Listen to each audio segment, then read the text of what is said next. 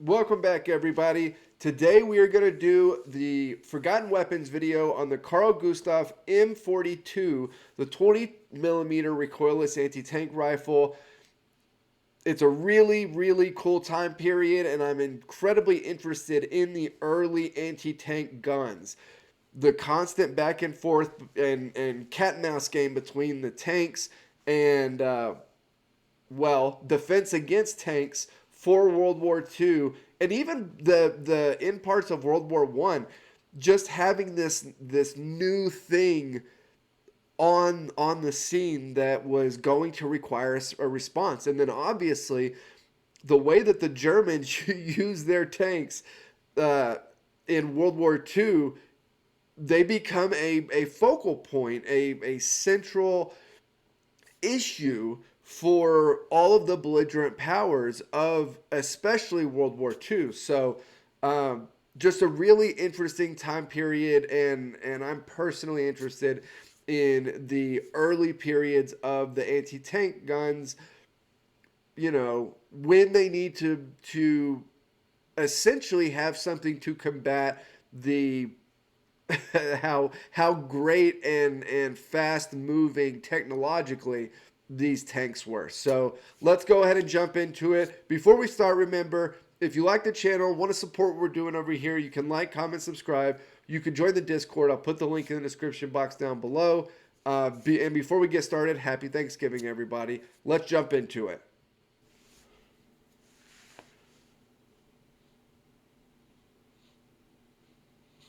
Hi guys, thanks for tuning in to another video on ForgottenWeapons.com. I'm Ian McCollum, and I'm here today at the Rock Island Auction House taking a look at, well, one of the anti-tank rifles that they're going to be selling in their upcoming May of 2017 premiere auction. That is a giant gun. Golly, that's a long gun. This is a Swedish M42. I'm going to mess this up, but it's going to be something like Panzerwarnsgewehr. Panzerwarnsgewehr. It's an anti-tank rifle. That's how I feel when I'm trying to pronounce Swedish words. And it's a really interesting hybrid style of system. So it is a solid 20mm projectile, and quite the potent one too. That is 108 gram projectile traveling at 950 meters per second. For us Americans, that's like a 1650 grain bullet going at 3,150 feet per second. So that's Damn. heavy and fast, and it's a tungsten cord armor piercing bullet. But it's a recoilless rifle, in name, if not strictly speaking in practice. What we're looking at here is the first development, or one of the very early developments, getting away from the idea of just a standard anti-tank rifle. Now, this began in World War I when the Germans needed something to counter the emerging British tank threat, and they basically scaled up the Mauser bolt-action rifle to 13mm, big armor-piercing projectile going nice and fast, and that worked pretty well on British tanks in World War I. Then, during the interwar period, pretty much all the major military powers in the world would work on developing that sort of thing. So the British had the Boys anti-tank rifle in .55 caliber. The Germans and the Poles both developed 8mm but very high velocity anti-tank rifles. The Finns had the 20mm light. 8mm.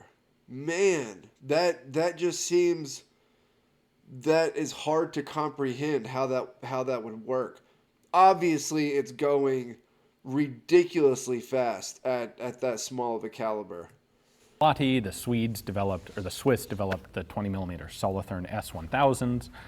Everyone was building bigger and bigger anti-tank rifles. And these were all on the same principle as a rifle, a locked breech, and powder explodes and all of the force pushes the bullet down the barrel into the tank. The problem was, by the time World War II really got going, these were kind of reaching the point of diminishing returns. Tank armor was getting heavier, and it was getting past the point where you could actually have a reasonably portable rifle that could actually penetrate the armor. So yeah, the tanks in World War II, you know, are leaps and bounds ahead of their, you know, their World War I counterparts that were sort of tanks, sort of prototype things. They did exist in World War I. They were there. They just weren't particularly what we would think of as a modern tank. But it makes sense. By the time you get into World War II, you have really thick armored tanks out there.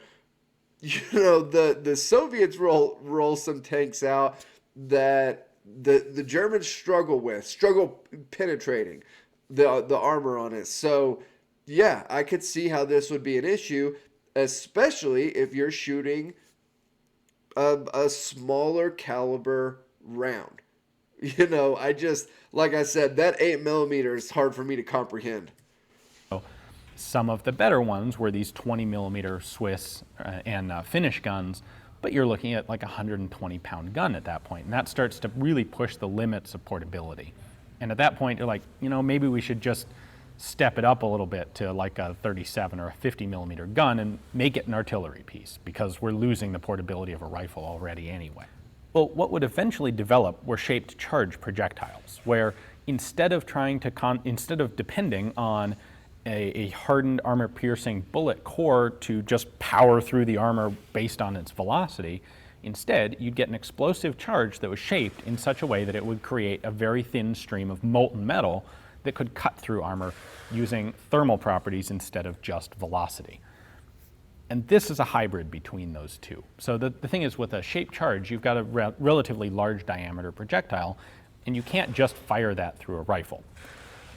This is one of the early recoilless guns, which is the technology that was developed to allow shaped charge projectiles to be used effectively. Now, one way to do that is a rocket, which is, say, what the US did with the bazooka. The other way is a recoilless rifle. Now, the idea behind, first of all, recoilless doesn't actually mean there's no recoil. It just means there's substantially less. And the reason for that is it's firing both directions at the same time. This concept, yeah, which is a really cool concept to come up with. Goes, frankly, back to the US Civil War, where there was a development of a gun that fired a charge in both directions simultaneously. And the idea was this would count the recoil of the one going backward counteracted the recoil of the one going forward. So yes, you're losing half of the energy of the cartridge, but if you make that, you can make that cartridge very large and still be man portable because you're not trying to contain it all, and so it's worthwhile. That's what this did. So we'll take a look at this up close in a minute, but the base of this cartridge, instead of being totally sealed, actually has like a little fiberboard pad that is deliberately intended to blow out when you fire, and the propellant gases go shooting out the back of the gun. You don't try to contain them like in a locked breech rifle. So you're wasting a lot of the energy, but you're able to get what is effectively a more powerful round than something like the Lottie or the Solothurn in an 11 kilo or just under 25-pound single-man portable weapon. And that was a really interesting concept. Now, this was developed by the Carl Gustaf company from basically between 1940 and 1942. It was adopted into Swedish military service in 42. It's interesting, the Swedes had a lot of kind of stuff a little bit ahead of the game in World War II, despite being not a substantially combatant nation. They had... Yeah, and we've talked about this a little bit before. The Scandinavian countries in general are in a bit of a tight spot in World War II. Obviously, you have Germany that is just stomping out all of Europe, up and down mainland Europe. And then you have the Soviets, who are kind of strategically picking off neighbors. They've made a deal with the Germans. And you have the Scandinavian countries, who are kind of caught right in the middle of the two. Everybody is trying to walk on eggshells, to move very specifically so that they can get out of it basically without being invaded, being drawn into the war, all of that. But you as one of those countries, you have to prepare for the worst. Everything around you is on fire. You don't just go in and lock the door and pray that your house doesn't catch on fire. You have to be prepared for what could potentially be happening. And in some, depending on the time frame, looks a lot more likely to happen than not. And so it makes sense. A 1942 pattern semi-automatic rifle as well, which was actually a really good rifle, the Jungmann. Anyway, they would order like 3,000, 3,200 of these, although only about 1,000 of them had been actually delivered by the time the war ended. And they, of course, never really saw combat. What these really did was help lead to the development of the 1946 to 48 development of the 84mm Carl Gustaf recoilless rifle, which is a fantastically long-serving weapon. Versions of that. Yep. Whenever I got a thing sent to me on Discord that was explaining some of these old school recoilless rifles and these anti-tank rifles, and that was one of the things, was that it like right after this, the 84mm was created, which is kind of wild. But I mean, if the concept works in a smaller caliber, like if the concept is sound, then you've kind of got whatever you need for whatever whatever size caliber you're wanting to throw down range. That weapon are still in military service today. And this is really what sparked the development of that rifle.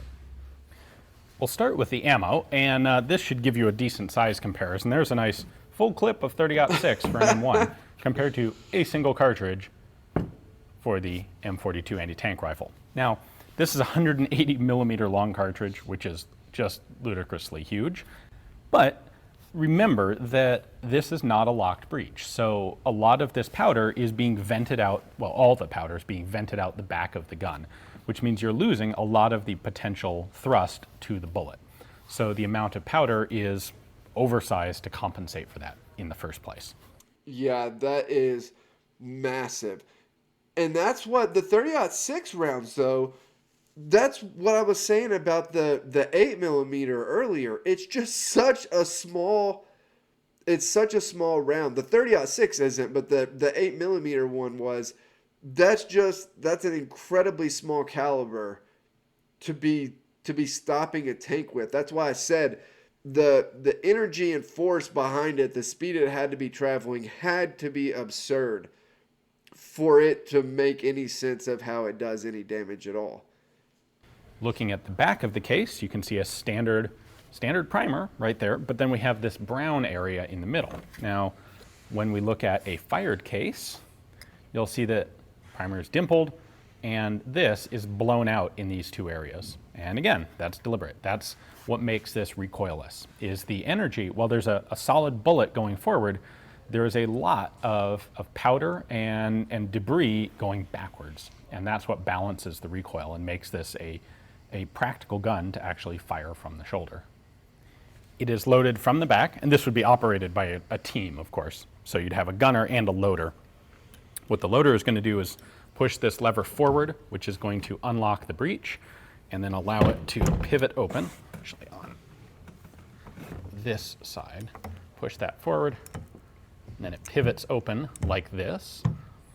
Got a little bit of extra kick at the end, which operates the extractor. All right, and then we have the chamber. Our extractor is right here. It's spring-loaded, so you have to push it in order to close the breech. And then when you open, if the spring pressure itself isn't enough to push the case out, you can kick it open a bit like that to push the case. This is our Venturi nozzle. So powder blast is going to come out of there. You do not want to stand behind this thing. We have a trigger up here at the front with a safety switch, so it's currently on fire. When I pull the trigger, it's a really simple mechanism. There's just a long transfer bar that goes all the way down this tube until it reaches the back right here. When I pull the trigger, it's just going to push that bar back, and that bar connects to this right there, which trips a striker and releases the firing pin. World War I and World War II weapons, and I know I talk about this all the time, but they are so intriguing to me because they almost stand out totally from the era that they're in. I mean, I'm so, fascinated by the weapons of the era because of how they work and how they're they're technologically advanced, sort of, but they're incredibly rudimentary whenever you compare them to something, even a few decades later. But they work really well for what they're trying to do. And I don't know, there's just something about that niche of weapons in that era that I just love.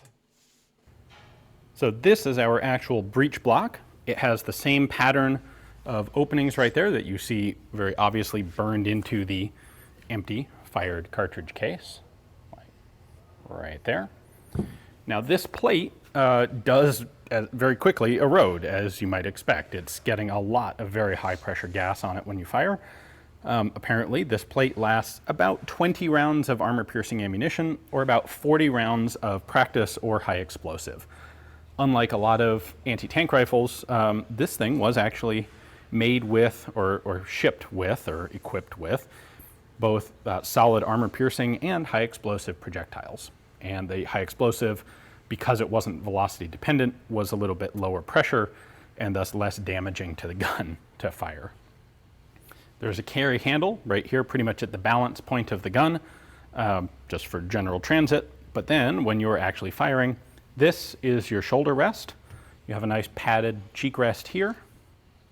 And then the front end contains your firing grip, firing mechanism, and sights. There are two different types of sights on here.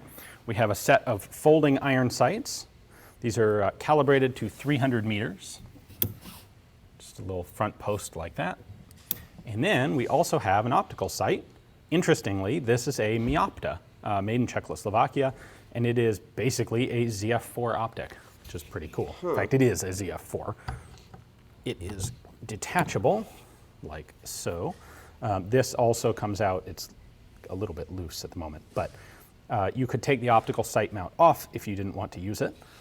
And if you did, this is your scope unit. Like I said, there's just something so simplistic about, there's something so simplistic about it. I absolutely love it. Right there, Miopta. And then it's a 4-power scope, 4.5 degree field of view, and a serial number. And then it is on this externally adjusted mount. So there are standard ZF4 elevation and windage adjustments, which you would use for zeroing. But then once it's on, once the scope's zeroed, your range adjustments are all done using this dial, which moves the mount, pivots it quite a lot. Because the trajectory of that 20 millimeter is going to be substantially different than, say, an 8 millimeter rifle bullet that this scope was originally designed around. There's also a windage adjustment here that's going to slide the scope in its mount. And the BDC is calibrated out to 1,000 meters. Now the reticle on this is pretty much a standard ZF4 with a German post, but it does also have a couple of additional stadia lines, kind of box-shaped stadia lines in there, which I believe are for tracking a moving target. So this does balance pretty well. They've got the grip and the shoulder rest at the proper point. And yeah, it weighs about 25 pounds. It does have recoil, but not like a rifle or an anti-tank cannon kind of recoil. Yeah, and that's the modern day 84 millimeter Carl Gustaf looks, like it looks not like a gun. It acts like it shoots like a firearm, in the same sort of way that this one does, but it doesn't look like one. This looks like a rifle. The back of it obviously doesn't, but when he has the whole thing set up here, holding it with the grip at the bottom, it literally looks like a rifle. It's I don't know. It's wild to me. It looks like he's going deer hunting or something. Armor penetration on this was better than most of the equivalent caliber guns. This could go through about 40 millimeters of tank armor, flat on, 90 degrees at 100 meters distance. So That's really above most of the comparable guns. That's more than a Lottie or a Solothurn could do. Yeah, that's not bad at all for the time period. And doing that in a light and portable package like this is really a neat trick. Now, even this thing's capabilities by the end of World War II, by the middle of World War II, were not really sufficient. And that's why what this really led to was development of the 84mm recoilless Carl Gustaf.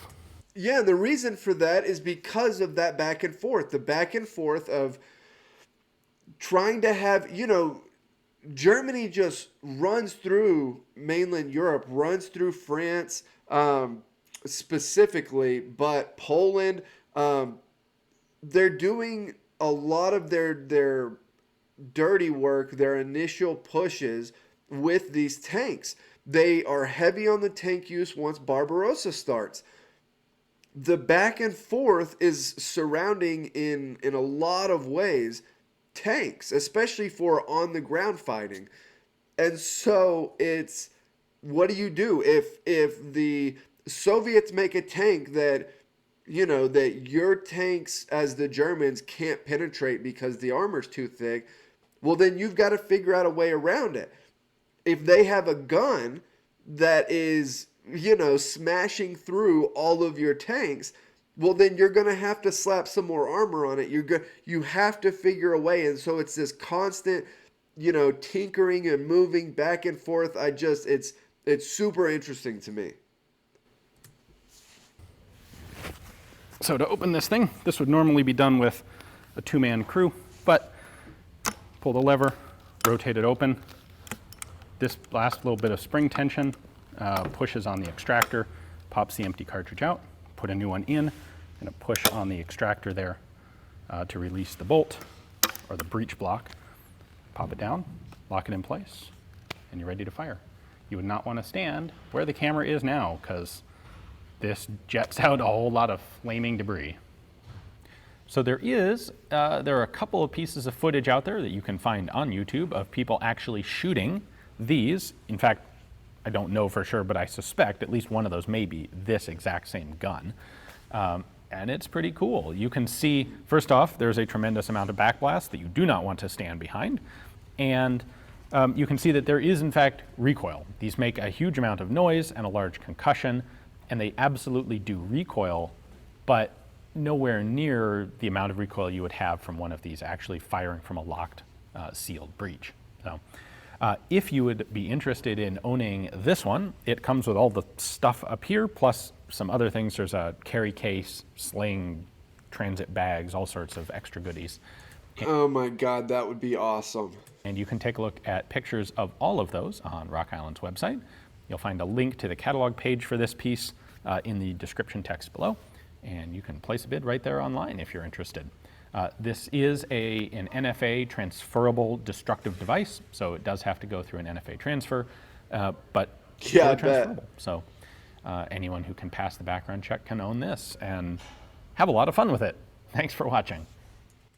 Okay, so that was the video on the Carl Gustaf, the M42. Like I said, the simplicity of it, but because we still use these today. So like the forward-looking nature of it, I said this earlier, I just really like the weapons from the time period. They're extremely interesting to me. They're done kind of in, the fire of war. Things are chaotic and things have to be done quickly, and to see the innovation of the time is just incredibly interesting to me. So that was another great video. I will get the next part of the When the War Came, or wait, is that what it's called? When the War Comes. When the War Comes, not when it came. If the War Came is the other one that other series I'm going to get to later on. But the next episode of the When the War Comes series should be out tomorrow. Be on the lookout for that. As always, like, comment, subscribe. Help me keep building the channel over here. And I will see you all next time.